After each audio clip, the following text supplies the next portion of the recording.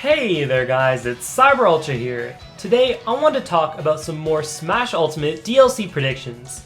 As you guys know, Pyra and Mythra have been out for nearly a month now.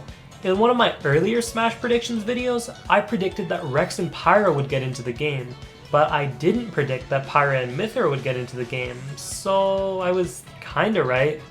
I would have loved to record my live reaction for you guys since I was pretty pumped about it, but unfortunately I was at school during the Nintendo Direct.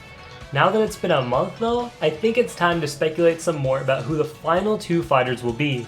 We've only got 2 more reveals to look forward to, and Sakurai reiterated that recently in an interview.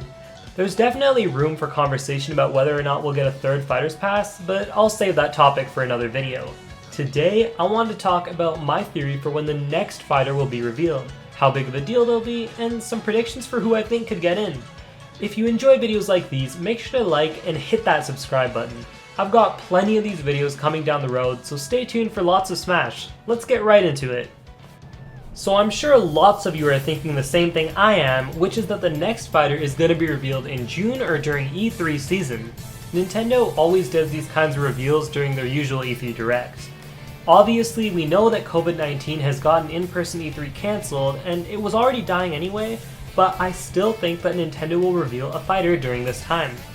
They plan these types of things way in advance, and these characters were decided before the pandemic even started, so I'm sure they had an E3 reveal in mind when they were planning for this next fighter. As for how big it'll be, here's my theory. The biggest fighter reveals always happen during E3 season in June. We've seen massive reveals like Ridley, Hero, Banjo, and more. Steve was probably also going to be revealed at E3, but wasn't thanks to the pandemic. Meanwhile, the final fighter they reveal usually ends up being pretty average. Duck Hunt was the final reveal for Smash Wii U, Corrin was one of the 2 final reveals for the Smash 4 DLC characters, Incineroar was the last reveal for base game Ultimate, and Byleth was the final reveal for Smash Ultimate Fighters Pass 1. These characters are still cool, but they definitely aren't as massive compared to others. So I think that the fighter that'll be the biggest deal is Challenger Pack 10, while Challenger Pack 11 will be pretty average. There is a chance that both could get revealed in June, similar to Hero and Banjo, but seeing as these are the last 2 characters, I think Nintendo would want to spread out their reveals. That would also let them hype up a final presentation type of thing, similar to how they did the Smash 3DS and Wii U final video presentation. So if this theory is correct and the biggest reveal does happen in June, then who will it be?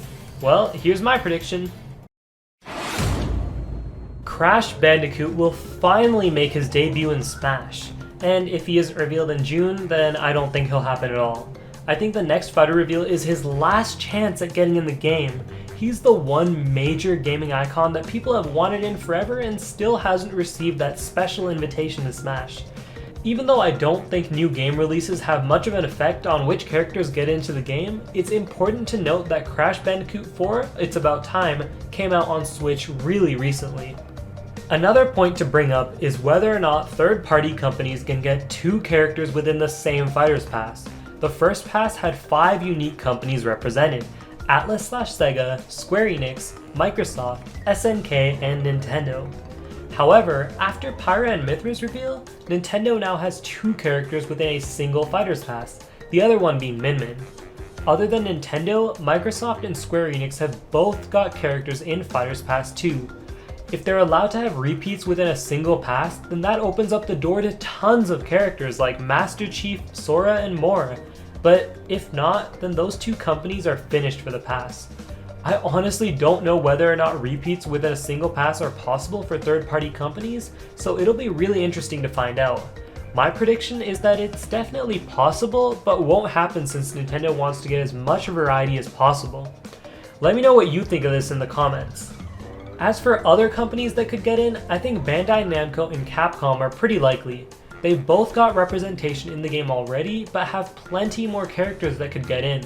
Ones like Lloyd Irving and Phoenix Wright are particular standouts to me. Honestly though, I do think that E3 is Crash's time. They're definitely saving someone big for that June reveal, and I don't know how else they'd be able to top picks like Steve and Sephiroth. Either way, it'll be really interesting to find out when it happens.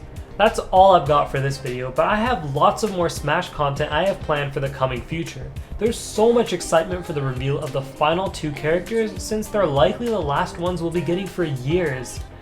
Thanks for watching, and I'll see you all next time.